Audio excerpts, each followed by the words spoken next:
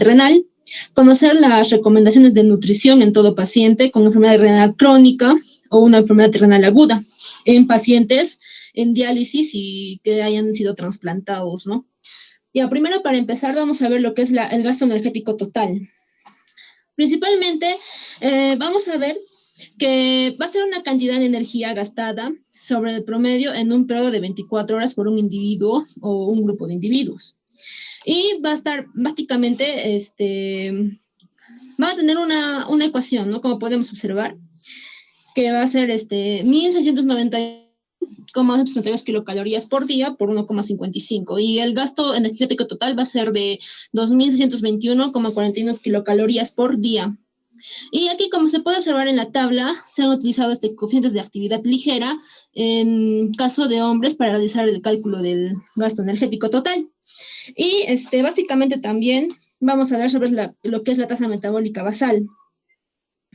La tasa metabólica basal ya también va a estar requerida en lo que van a ser las funciones esenciales para la vida, como la función celular, el recambio celular, síntesis de la secreción, metabolismo de enzimas, el metabolismo de hormonas, el transporte de proteínas y el funcionamiento de los músculos cardíacos y respiratorios y la función cerebral. Siguiente. Ahora, bueno, reiterando lo que es el gasto total energético, ¿no? La tasa mínima de gasto energético que va a ser compatible con la MIDA, en de reconocerse de diferentes factores, como es el sexo, la edad, el peso corporal, y de acuerdo a eso vamos a tener una tablita en donde nos va a clasificar en los varones que son jóvenes, adultos, que va a variar en edad de 18 a 29 años, y vamos a tener que el peso corporal y en el kilocalorías por día tiene que estar entre 15.057 kilogramos y también a 6.692.2, ¿no? Siguiente. Ya. Ahora, el nivel de actividad física va a ser la cantidad de energía que una persona necesita para el funcionamiento básico del cuerpo. Vamos a tener que tiene niveles, ¿no? Que van a estar asociados a su estilo de vida, ya sea en la zona urbana o zona rural. Y según el estilo de vida, que no sea ligero, no ligero, y el valor, el nivel de la actividad física. Como podemos observar en la tablita que les estoy describiendo, el no ligero va a tener 1,85, 1,55, 1,95 y 1,65 en lo que es la rural no ligero, ¿no? Ya, ahora en el requerimiento de la energía del calórico en una persona va a estar establecido por la FAO, la Organización Mundial de la Salud, la ONU. Básicamente, requerimiento va a estar estimado para las personas adultas, mayores y pequeñas, ¿no? En sí, el procedimiento que se va a hacer, así como les he explicado anteriormente, se va a hacer a través de la medición del gasto energético total en el periodo de 24 horas, y en el cual va a incluir la respuesta metabólica del consumo de alimentos y el costo de energía para la síntesis celular. Y ahí también podemos apreciar la ecuación de Harris-Bendy, en la cual viene el metabolismo de las mujeres, que es igual a 155, y el metabolismo de los varones. Y en donde P es peso en kilogramos, A es la altura en centímetros, y el AE es en años, y MB metabolismo basal. Y yo también les puedo presentar ahí en la tablita donde se describe en lo que es según el sexo, la edad, cuánto deben de pesar en kilocalorías por día, cuánto deben de tener, ¿no? Las personas. Siguiente. Bueno, acá vamos a tener lo que es el nivel de actividad física. Vamos a presentar los niveles de actividad, los cuales van a ser el sedentario, el ligero, activo, y el muy activo, y el atleta profesional, en el cual vamos a tener un índice de actividad que la persona va a realizar, ¿no? En el sedentario va a ser de 1,2, en el ligeramente activo va a ser de 1,37, en el activo 1,55, en el muy activo 1,73 y en el atleta profesional 1,9. Siguiente. Ya.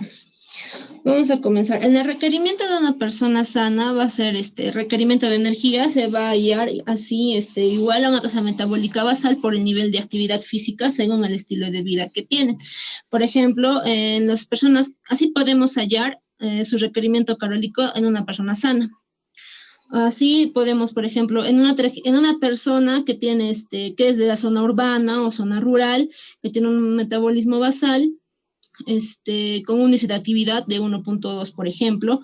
Y aquí también se puede observar en el segundo cuadro el nivel de actividad física, ¿no? De las mujeres y tanto en hombres.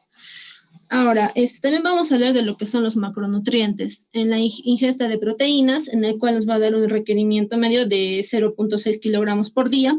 En la ingesta de grasas, que nos va a dar un requerimiento medio de 20 a 35 gramos por kilogramo por día. Y también vamos a ver lo que son la ingesta de carbohidratos y fibra.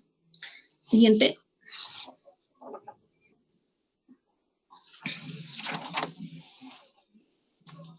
Ya, bueno, básicamente la ingesta de proteínas va a ser muy importante también, ¿no? La cual nos va a brindar energía para lo que son las células, va a aportar energía para lo que son el crecimiento, la reparación y la continua renovación de los tejidos corporales. Y va a aportar la energía en lo que es kilocalorías por gramo.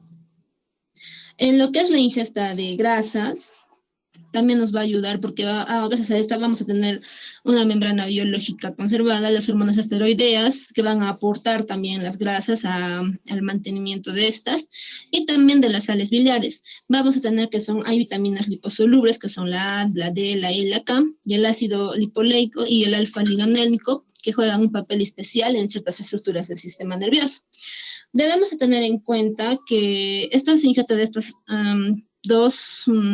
tanto de proteínas y de grasas, debe tener una adecuada caloría y también debe tener al menos al 70% de la proteína que debemos ingerir, que debe ser lo normal, ¿no?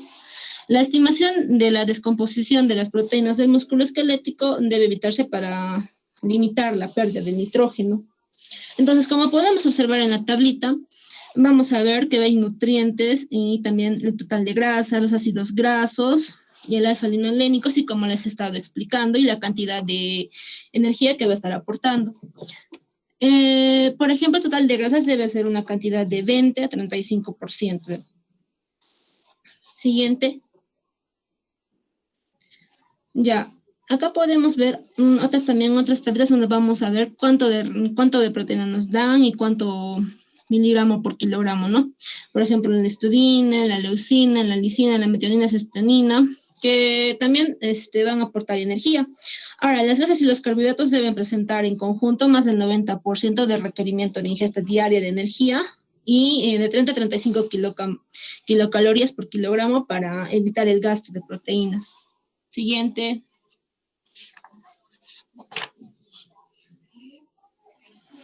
Ya, en lo que es la ingesta de carbohidratos y fibra, tienen un papel energético muy importante y también va a presentar que va a tener un metabolismo, va a ayudar en el metabolismo de los centros nerviosos.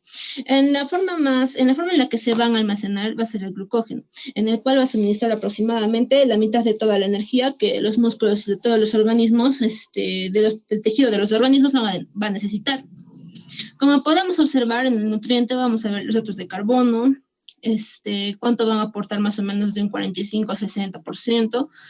Y en niños mayores de 1 año, debemos de consumir un 2, ¿no? Un 2%, y en adultos 25%. Ahora, el contenido de la fibra va a aumentar lo que es la peristalsis y el número de evacuaciones intestinales y se asocia a una menor producción, exposición y absorción de toxinas urémicas.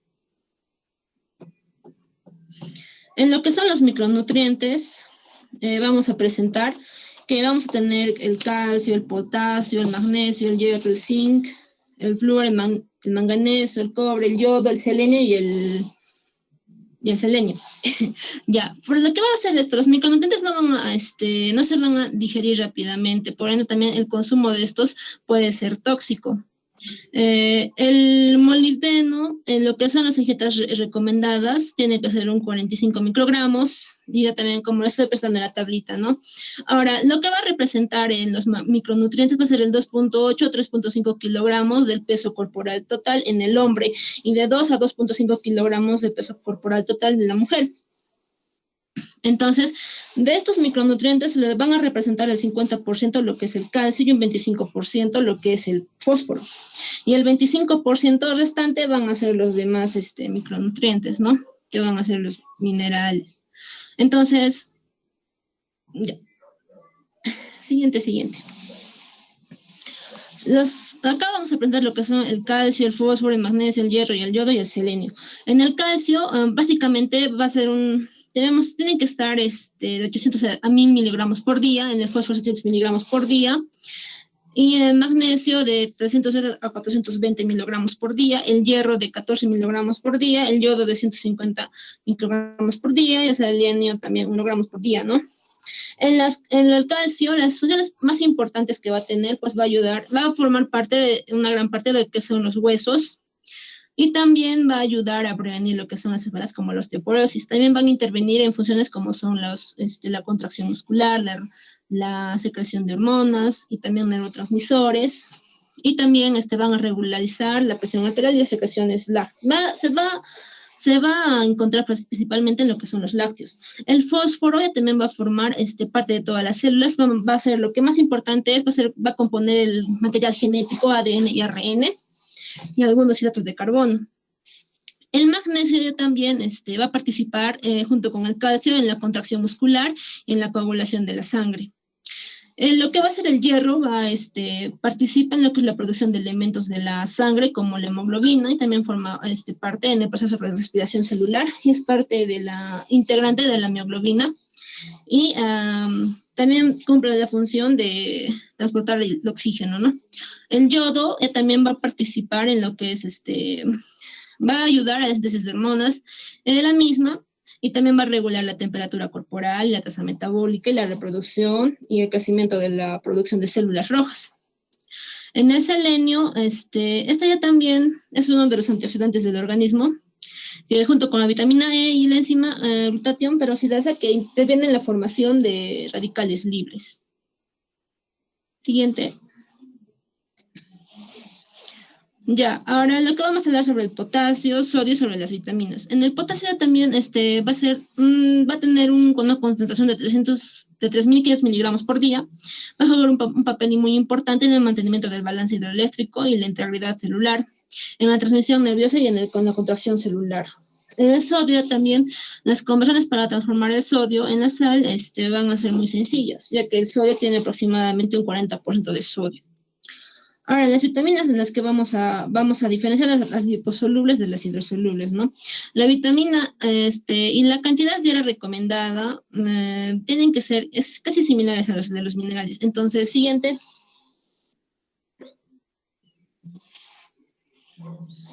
Ya. Tanto en la valoración nutricional en el paciente, esta va a permitir detectar factores desencadenantes de malnutrición, identificar pacientes en riesgo y planificar el tratamiento nutricional.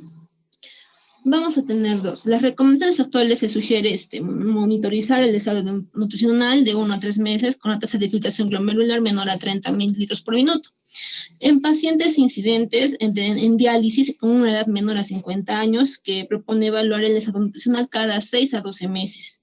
En pacientes prevalentes, un tiempo de tratamiento en diálisis mayor a 5 años, es recomendable monitorizar el estado nutricional cada 3 meses. Ahora, por otra parte, en la práctica clínica, los criterios de valoración nutricional complementarias se clasifican en subjetivos y objetivos. Los objetivos van a ser el cribado nutricional, anamnesis y examen físico. Los objetivos, antropometría y parámetros de laboratorio. Siguiente. A ver, vamos con el siguiente alumno. Presente, doctor. 13 minutos. Ya, doctor. Bueno, continuando con la exposición, bueno, tenemos la valoración nutricional en el paciente renal, ¿no? Bueno, en la enfermedad renal crónica o en diálisis se van a definir dos tipos de malnutrición, ¿no? La tipo 1, que va a estar asociada a la uremia, y la tipo 2, que cursa con el síndrome de malnutrición e inflamación, ¿no? Se va a caracterizar, ¿no?, por hipoalbuminemia, que es más marcada en el tipo 2, ¿no? La posible interacción, ¿no?, entre la malnutrición y la inflamación va a sugerir, ¿no?, la presencia del síndrome de malnutrición, inflamación y la aterosclerosis, ¿no? Siguiente, por favor. Ahora, en cuanto a los métodos subjetivos de cribado nutricional, tenemos, ¿no? El método de evaluación inicial va a permitir identificar a pacientes con una sospecha o riesgo de malnutrición, ¿no? Que va a estar recomendado en la población adulta de la enfermedad renal crónica y la diálisis, ¿no? Tenemos dos métodos, ¿no?, de cribaje, que son la valoración global subjetiva y la escala de la malnutrición e inflamación, ¿no? Ahora, la diferencia entre estos dos es que de la valoración global subjetiva con el MIS, que es la escala de malnutrición e inflamación, va a permitir detectar el riesgo de malnutrición e inflamación, ¿no? Al lado derecho tenemos un cuadro de los métodos subjetivos, ¿no?, en los cuales tenemos dos parámetros, que es la escala de cribaje nutricional y el examen físico, ¿no? Siguiente, por favor.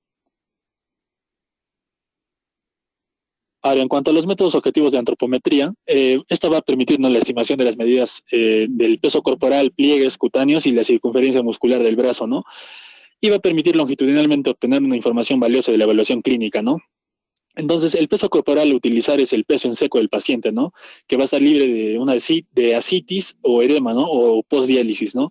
Y al lado derecho también tenemos un cuadro de lo que son los criterios diagnósticos de malnutrición en pacientes con enfermedad renal crónica, en los cuales tenemos parámetros como son los marcadores bioquímicos, la masa corporal, la masa muscular y la ingesta alimentaria, ¿no? Siguiente, por favor. Ahora, en cuanto al manejo nutricional de la enfermedad renal crónica, siguiente, por favor. Tenemos la clasificación de la enfermedad renal crónica según la tasa de filtración glomerular y la categoría de albuminuria, ¿no? Tenemos los 5 estadios, en la cual es la etapa 3, como bien sabemos, se subdivide en dos, ¿no? La ligera a moderadamente disminuida y la 3B moderada a severamente disminuida, ¿no? Siguiente, por favor. Ahora, en cuanto a los estadios, según la clasificación, a partir del estadio 3, la malnutrición va a denotar un compromiso fisiopatológico, ¿no?, que va a comenzar a instaurarse precozmente en estos estadios 3, 4 y 5, ¿no? Siguiente, por favor. Ahora, bueno, comenzamos con la dieta para los pacientes con una tasa de filtración glomerular en los estadios 1 y 2, que tienen una tasa de filtración glomerular mayor a 60 mililitros por minuto en 1.73 metros cuadrados de superficie corporal, ¿no? Entonces tenemos que poner énfasis en el paciente en cuanto al control del aporte de sodio y líquidos, controlar la cantidad de proteínas, asegurar el consumo de calcio y vitamina D, reducir el potasio y reducir el fósforo, ¿no? Siguiente, por favor. Ahora, la dieta para pacientes con una tasa de filtración glomerular mayor a 60, primero comenzamos con el balance calórico, ¿no? A medida que progresa la enfermedad renal crónica, las personas a menudo van a perder el apetito, ya que encuentran, ¿no?, que los alimentos no tienen el mismo sabor y por ende consumen menos calorías y por ende también pierden el peso, ¿no? Entonces se dice que el paciente tiene un balance calórico negativo. En los pacientes, tanto en los pacientes con enfermedad renal crónica como en diálisis, la ingesta calórica tiene que ser mayor a 35 kilocalorías kilogramo por día, ¿no? Pero en pacientes sedentarios, mayores de 60 años o si existe algún sobrepeso, es recomendable reducir el aporte, ¿no?, a 30 kilocalorías kilogramo de peso por día, ¿no? Siguiente, por favor. Ahora, acá tenemos los parámetros según macronutrientes, micronutrientes y líquidos, ¿no? En cuanto a macronutrientes, tenemos los carbohidratos y lípidos, los cuales se recomiendan un aporte de carbohidratos del 60%, ¿no?, de 100 calorías kilogramo de peso por día, ¿no? Y de lípidos de 30%, que es de 100 kilocalorías kilogramo de peso por día.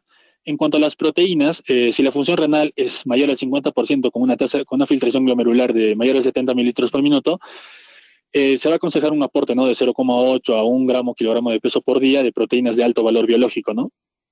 En cuanto a los micronutrientes, el sodio, zinc, fósforo y calcio, bueno, en cuanto al sodio se recomienda, ¿no?, una ingesta menor a 2 gramos en los pacientes con enfermedad renal crónica en estadios 1 al 5 que estén cursando con una presión arterial alta, con medicamentos, que tengan algún deterioro de la función renal, tenemos que fijarnos del estado de hidratación, si es que el paciente está cursando con acidosis, y hacer un control glucémico del paciente, ¿no? En cuanto al zinc, se recomienda un rango de 11 a 15 miligramos por día, de fósforo de 800 a 1000 miligramos por día, de calcio, ¿no? En cuanto a la enfermedad renal crónica, la absorción intestinal del calcio va a disminuir, ¿no?, debido al déficit del calcitrol, y entonces los requerimientos en este caso son de 1200 a 1600 miligramos por día, ¿no? En cuanto a los líquidos, la ingestión elevada de líquidos solo va a ser recomendado en tres oportunidades, ¿no? En caso de que el paciente esté cursando con una nefrolitiasis o nefropatías perdedores de sal o diabetes insípida central o nefrogénica, ¿no? Siguiente, por favor.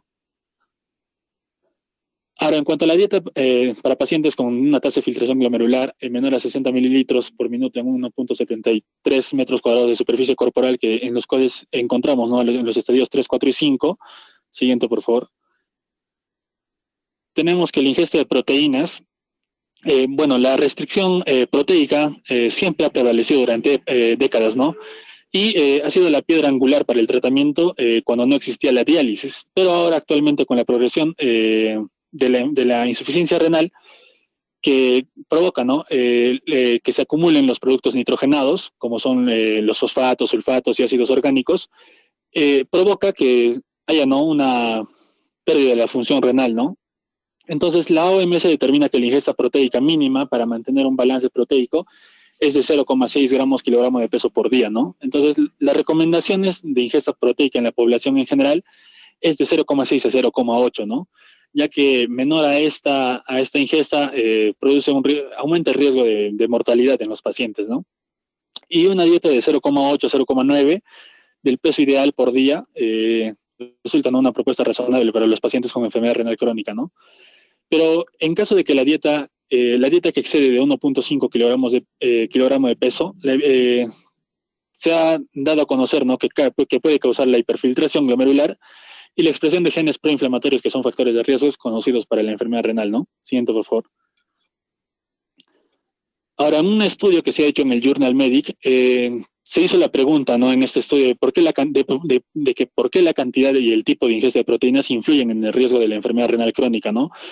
Entonces se da a conocer de que una baja ingesta de proteínas contrae, ¿no?, las arteriolas aferentes glomerulares y va a disminuir la presión intraglomerular, ¿no? Mientras que una dieta alta en proteínas va a dilatar las arteriolas aferentes, lo cual va a aumentar, ¿no?, la filtración glomerular. Entonces, por lo tanto, una dieta baja en proteínas tiene un efecto preglomerular que puede aumentar, ¿no?, el efecto postglomerular de los moduladores de la vía angiotensina que van a dilatar, ¿no?, las arteriolas eferentes y en consecuencia, ¿no?, van a disminuir la presión intraglomerular y con el tiempo van a provocar, ¿no?, la hiperfiltración glomerular que puede dañar, ¿no?, los glomérulos restantes. Siguiente, por favor. Ahora, en cuanto a la ingesta de proteínas en pacientes no nefróticos, se debe restringir la ingesta diaria, ¿no?, de proteínas a 0,8 kilogramo de peso por día, ¿no? Y la ingesta de proteínas puede reducirse de forma segura, ¿no?, a 0,6 kilogramo de peso por día, ¿no? Aunque una dieta muy baja, como ya les había mencionado, está asociada a una alta mortalidad, ¿no?, a largo plazo. Y bueno, se deben cumplir siguientes parámetros, ¿no?, como es el mantenerse una ingesta adecuada de calorías, ¿no? Al menos del 60% de las proteínas ingeridas deben tener un alto valor biológico. Siguiente, por favor. Ahora, la restricción de proteínas se puede implementar de manera segura en pacientes con una proteinuria moderada, ¿no?, siempre que se mantenga una ingesta adecuada de calorías. Entonces, en pacientes nefróticos no restringimos, ¿no?, la ingesta de proteínas en pacientes con síndrome nefrótico, ¿no? La seguridad de una dieta baja en proteínas en el síndrome nefrótico aún es incierta, ¿no?, debido a que se dice que una dieta baja en proteínas va a disminuir la síntesis de albúmina hepática, lo cual va a sugerir, ¿no?, una deficiencia de proteínas. Y una dieta baja en proteínas también disminuye la excreción de proteínas probablemente debido a una caída, ¿no?, de la presión intraglomerular. Siguiente, por favor. Ahora, acá vemos las recomendaciones nutricionales para el adulto con enfermedad renal crónica en estadios 3 y 4, ¿no? Proteína menor a 0,8 gramos kilogramo de peso por día, ¿no? La sal menor a 2.3 gramos por día, en caso de que el paciente esté cursando, ¿no?, con patologías cardiovasculares. El potasio, que se debe individualizar, ¿no?, para mantener el potasio en su valor, potasio sérico en un valor normal, ¿no? El calcio en 1.5 gramos. El fósforo de 0,8 a 1 gramo por día. En cuanto a los carbohidratos y grasas, de 30 a 35 kilocalorías en kilogramos peso por día, y menor al 30% de calorías de la grasa, ¿no? Y menor al 10% de la grasa saturada. Este vendría a ser el patrón de dieta DASH más recomendado, ¿no?, en los pacientes con enfermedad renal crónica. Y la fibra, que es de 25 a 38 gramos por día, ¿no?, lo cual ayuda a mantener un tránsito intestinal y evita que haya acumulación de productos nitrogenados, ¿no?, en el torrente sanguíneo, y evita que el paciente curse con encefalopatías, ¿no? Siguiente, por favor. Ahora, en cuanto a la ingesta de sodio, una ingesta reducida de sodio va aumentando los efectos de una dieta baja en proteínas, ¿no? Aumenta también efectos en una... Vamos con el tercer alumno. Ustedes escojan un voluntario, no sé. La tercera parte de la exposición.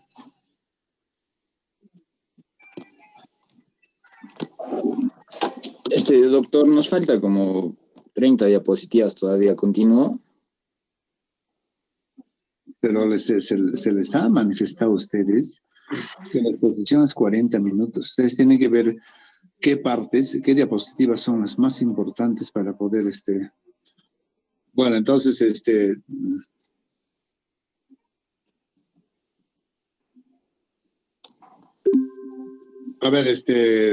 continúa entonces, vamos a darles 10 minutos más al segundo expositor, ¿eh?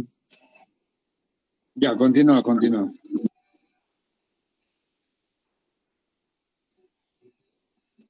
Ya, doctor. Bueno, en cuanto a la ingesta sigue, el segundo expositor sigue.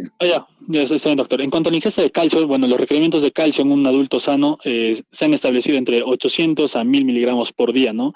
En cuanto a la enfermedad renal crónica, la absorción intestinal de calcio va a disminuir, como ya lo habíamos mencionado, por el déficit del calcitriol, ¿no? Entonces, por lo tanto, los requerimientos van a ser un poco más altos, ¿no? De 1200 a 1600 miligramos por día. Ahora, en pacientes con enfermedad renal crónica moderada avanzada, es de 800 a 1000 miligramos de calcio por día, ¿no? De todas las fuentes que se puede obtener, ¿no? Y se debe evitar la hipercalcemia, ¿no? Y monitorizar el calcio sérico, ¿no? Los valores mayores a 11.5 miligramos por decilitro van a aumentar la excreción de calcio, ¿no? Urinario, y van a empeorar la función renal, ¿no? Siguiente, por favor. Ahora, en cuanto a la ingesta de fósforo, de carbohidratos y grasa y la ingesta de fibra, el fósforo, bueno, en un rango de 700 miligramos por día en adultos saludables, manteniendo, ¿no?, las concentraciones de suero dentro del rango, ¿no?, que es de 2.5 a 4.5 miligramos por decilitro, ¿no? Ahora, los niveles altos de fósforo en el plasma se van a asociar a un mayor riesgo de la enfermedad renal incidental, ¿no? Y en pacientes con insuficiencia renal avanzada, se recomienda, ¿no?, restringir el fósforo a menos de 800 miligramos por día, ¿no? Bueno, en cuanto a la ingesta de carbohidratos y grasa, representan más del 90% de los requerimientos de ingesta, ¿no?, diaria de energía, de 30 a 35 kilocalorías por kilogramo, ¿no? Y en cuanto a la ingesta de fibra, como ya lo hemos mencionado, esta ayuda, ¿no?, y permite que haya un mayor tránsito intestinal, lo cual evita que los pacientes tengan, ¿no?, acumulación de productos nitrogenados y de desechos que puedan provocar, ¿no?, una encefalopatía en el paciente. Siguiente, por favor. Ahora, en cuanto a las recomendaciones dietéticas para pacientes con enfermedad renal crónica en diálisis, bueno, se ha demostrado, ¿no?, la relación entre el mantenimiento de un buen estado nutricional con una menor morbilidad, ¿no?, en estos pacientes. Aún existiendo una buena situación nutricional, monitorizarlos cada 6 meses si su edad es inferior a 50 años, ¿no? Y cada 3 meses si es que es mayor a 50 años. Entonces, tenemos acá cuadros en los cuales vemos, ¿no?, la insuficiencia renal aguda, el aporte energético es de 30 a 40 kilocalorías, kilogramo de peso por día, ¿no? En cuanto a la insuficiencia renal crónica, las proteínas tienen que ser en un rango de 0.75 a 1 gramo, ¿no?, kilogramo de peso por día. En cuanto a pacientes en hemodiálisis, los requerimientos calóricos van de 35 kilocalorías, kilogramo de peso por día, y el objetivo proteico a alcanzar no es de 1.2 a 1.4 gramos, kilogramo de peso por día, ¿no? Siguiente, por favor. Ahora, en cuanto a los requerimientos de energéticos, carbohidratos y proteínas, si no se logran cubrir las necesidades calórico-proteicas con la dieta normal, pueden recurrirse a suplementos nutricionales orales e incluso la nutrición parenteral durante la hemodiálisis, ¿no? Pero existen inconvenientes, ¿no? La administración de una gran cantidad de nutrientes en muy poco tiempo puede provocar, ¿no?, en el paciente una hiperglucemia o hiperlipidemia, ¿no? El aporte se va a realizar 2 a 3 veces por semana y solo durante la sesión de diálisis, ¿no? Entonces debe ser considerado más como un método de suplementación nutricional que como un soporte nutricional total, ¿no? Y la nutrición parenteral intradiálisis tiene un coste económico alto, ¿no? Y por lo tanto lo limita a los pacientes con malnutrición grave, hipoalbuminemia y situaciones muy especiales, ¿no? Siguiente, por favor. Ahora, si no se logra cubrir estas necesidades, acá tenemos 2 cuadros, ¿no?, en los cuales tenemos criterios para la administración de la nutrición parenteral, ¿no?, intradiálisis, y los criterios de suspensión, ¿no?, de la nutrición parenteral intradiálisis, ¿no? Tenemos la cifra de creatinina sérica prediálisis menor a 8 miligramos por decilitro durante 3 meses, una cifra de albúmina sérica prediálisis menor a 3.4 gramos, ¿no? Durante 3 meses, la pérdida mayor a 10% del peso ideal y una ingesta proteica menor a 0,8, ¿no? Y calórica menor a 25 kilocalorías y kilogramo de peso. Esto valorando, ¿no?, con la escala global subjetiva que va a ser en grado C, que indica, ¿no?, una malnutrición grave. Esos son los criterios para una administración de la nutrición, ¿no? Pero los criterios para la suspensión ya también son una albúmina sérica prediálisis mayor a 3,8 gramos por decilitro durante 3 meses, alcanzar una cifra de creatinina sérica prediálisis mayor a 10 miligramos por decilitro durante 3 meses, un incremento del peso en seco y el aumento de la ingesta proteica, ¿no?, mayor a 1 gramo, kilogramo de peso por día, ¿no? Y calórica mayor a 30 kilocalorías de kilogramo de peso. Ahora, la presencia de 3 criterios anteriores, más la imposibilidad para aumentar, ¿no?, la ingesta oral, el fracaso de los suplementos orales o rechazo de la nutrición enteral, va a facilitar, ¿no?, lo cual va a ser la administración, ¿no?, la nutrición intradiálisis. Y la presencia de 3 criterios anteriores, en el caso de los criterios de suspensión, va a permitir, ¿no?, quitar, ¿no?, esa nutrición intradiálisis. Siguiente, por favor. Ahora, en cuanto a la dieta en diálisis, acá tenemos una tabla de requerimientos nutricionales en hemodiálisis y diálisis peritoneal, ¿no? Las proteínas van, ¿no?, de 1 a 1.2 gramos kilogramo de peso por día, si es menor del 50% del alto valor biológico, ¿no? Esto en los pacientes en diálisis peritoneal, ¿no?, en los que existe una depleción de proteínas, y algunos estudios y médicos también recomiendan una ingesta proteica tan alta como 1.5 gramos de proteínas por kilogramo de peso por día, ¿no? Ahora, en cuanto a la energía, va de 35 a 40 kilocalorías de kilogramo de peso por día, y pueden precisarse valores más altos de ingesta calórica, ¿no?, en pacientes que realizan trabajos extenuantes, ¿no?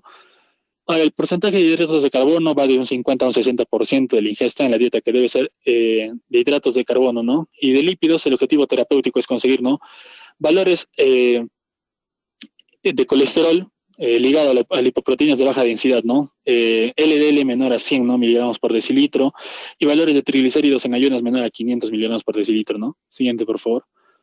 Ahora, en cuanto a las recomendaciones dietéticas para pacientes con una enfermedad renal crónica en diálisis, tenemos, ¿no?, requerimientos de líquidos y sodio, ¿no? La decisión de implementar las restricciones de estos dos elementos en la alimentación va a depender, ¿no?, de la función renal residual, ¿no?, y del estado de hidratación y de la presión arterial del paciente. En hemodiálisis, el aporte de líquidos debe ser individualizado, ¿no? Los ingresos diarios de líquidos deben ser iguales a las pérdidas urinarias, adicionando, ¿no?, de 500 a 1000 mililitros, ¿no?, para cubrir las pérdidas insensibles, ¿no?, y evitar la ganancia de peso interdialítica, ¿no? Ahora, los alimentos ricos en sodio van a desencadenar un aumento de la ingesta hídrica, ¿no? Entonces, se debe limitar el consumo, ¿no?, del sodio de 2 a 3 gramos por día, ¿no? Siguiente, por favor. Ahora, acá tenemos una tabla, los cuales son requerimientos nutricionales en hemodiálisis y diálisis peritoneal, ¿no?, los cuales tenemos parámetros de proteína, energía, fibra, iones y oligoelementos, agua y vitaminas, ¿no? Siguiente, por favor. Ahora, en cuanto a los requerimientos de potasio, el equilibrio de potasio debe depender de la secreción tubular, ¿no? En condiciones normales no está indicada la restricción del potasio, ¿no?, hasta que se produzca una pérdida significativa de la función renal, ¿no?, con una tasa de filtración glomerular menor a 10 mililitros por minuto en 1.73 metros cuadrados de superficie corporal, o existe una hiperpotasemia que justifica la restricción al alimentar, ¿no? Y puede exacerbar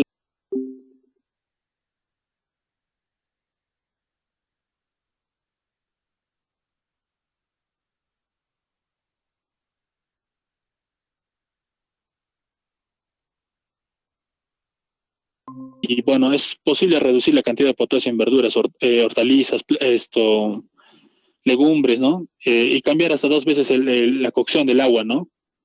Y siguiente, por favor.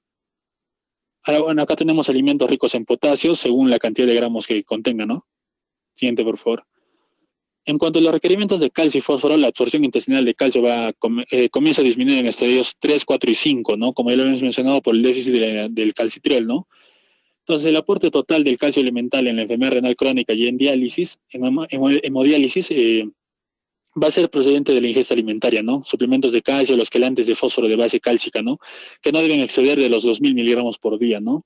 Entonces, en hipercalcemia está evidenciada por una concentración de calcio mayor a 10,2 miligramos por decilitro en enfermedad renal crónica en estadio 5, ¿no? Entonces, se debe hacer una disminución de la ingesta de calcio, ¿no? Una disminución o interrupción de las preparaciones de calcio y la vitamina D, ¿no? Y modificación del calcio del dializado, ¿no? Siguiente, por favor. Ahora, el control de la acumulación de fósforo en la enfermedad renal crónica va a ser crucial, ¿no? Para prevenir el hiperparatiroidismo secundario y las calcificaciones metastásicas, ¿no? Y las restricciones del aporte de fósforo se va a basar, ¿no?, en las concentraciones de fósforo sérico y los niveles de PTH intacto, ¿no? Entonces, acá tenemos los 3 estadios de la enfermedad renal crónica, en los cuales se debe hacer una restricción de la ingesta de valor de fósforo sérico mayor a 4.6 miligramos por decilitro, ¿no? O concentraciones plasmáticas de la PTH intacta mayor a 70 picogramos por mililitro. En el estadio 4, los niveles de PTH intacto tienen que ser mayor a 110 picogramos por mililitro. Y en el estadio 5, los niveles de fósforo sérico deben ser mayor a 5.5 miligramos por decilitro y los niveles de PTH intacto mayor a 300 picogramos por mililitro, ¿no? Siguiente, por favor. Ahora, como cálculo aproximado, se debe establecer que 1 gramo de proteína va a proporcionar de 12 a 16 miligramos de fósforo, ¿no? Entonces, el control del fósforo sérico no es suficiente únicamente con la restricción alimentaria. Entonces, la diálisis va a ser capaz de eliminar, ¿no?, una cantidad sustancial de fósforo, ¿no?, que es aproximadamente de 300 a 500 miligramos en sesión de hemodiálisis, pero no va a permitir alcanzar un balance neutro para evitar utilizar los quelantes de fósforo. Entonces, los quelantes más utilizados son de base cálcica, ¿no?, como el acetato de carbonato y citrato. Siguiente, por favor. Ahora, en cuanto a las vitaminas liposolubles, hidrosolubles, en la insuficiencia renal crónica es frecuente encontrar, ¿no?, deficiencias o alteraciones en el metabolismo de vitaminas, ¿no?, debido a al efecto de las toxinas urémicas, ¿no? Acá tenemos las vitaminas hidrosolubles, las cuales las deficiencias de estas están relacionadas con la pérdida durante la diálisis y la restricción alimentaria, ¿no? La biotina y el ácido pantoténico, ambas son eliminadas durante la diálisis, ¿no? Y la restricción de proteínas o la inadecuación de la ingesta son aspectos también relacionados con la deficiencia, ¿no? Ahora, la deficiencia de la vitamina B6 y B12 y el ácido fólico se relacionan con niveles elevados de la homocisteína, ¿no? Ahora, en cuanto a la vitamina D, en los pacientes en diálisis se observa, ¿no?, una disminución de la concentración plasmática y leucocitaria de ácido ascórbico, ¿no? Y la niacina, bueno, la suplementación de niacina ha mostrado, ¿no?, una acción antiinflamatoria e hipolipemiante, ¿no?, lo cual permite los valores elevados de la HDL y valores disminuidos de LDL y triglicéridos séricos, ¿no? Siguiente. Ahora, en cuanto a las vitaminas liposolubles, la vitamina D, en las guías se recomienda iniciar el tratamiento con vitamina B en casos en estadio 3, 4 y 5, ¿no? En estadio 3, la vitamina D tiene que ser menor a 30 nanogramos por mililitro, ¿no? Y con una PTH intacta mayor a 70, ¿no?, picogramos por mililitro. En estadio 5, la PTH intacta mayor a 110 picogramos por mililitro. En estadio 4, perdón, y mayor a 300 picogramos por mililitro en estadio 5, ¿no?, y en diálisis. Ahora, la vitamina A tiende a acumularse, ¿no?, en cuanto progresa la enfermedad renal crónica, ¿no? Por lo tanto, no está indicada en la suplementación por el potencial de riesgo de intoxicación, ¿no?, que va a inducir a la hipercalcemia, la anemia y la hipertrigliceridemia, ¿no? En cuanto a la vitamina E, la suplementación está indicada en la prevención secundaria de eventos cardiovasculares y en la vitamina K no está indicada, ¿no?, la suplementación de vitamina K, excepto si es que la flora intestinal, ¿no?, está inhibida por el tratamiento prolongado con antibióticos. Siguiente, por favor. Ahora, en cuanto a los aspectos nutricionales en pacientes en hemodiálisis, al administrar una dosis estándar de diálisis y dieta relativamente libre, el estado nutricional del paciente va a estar determinado por 3 parámetros, ¿no? A ver, muchachos, vamos a ver. Vamos a dejarlo ahí. Van a tener 15 minutos más la siguiente para terminar y hacer la discusión respectiva, ¿ya? Listo, con eso estaremos acabando la sesión de hoy día.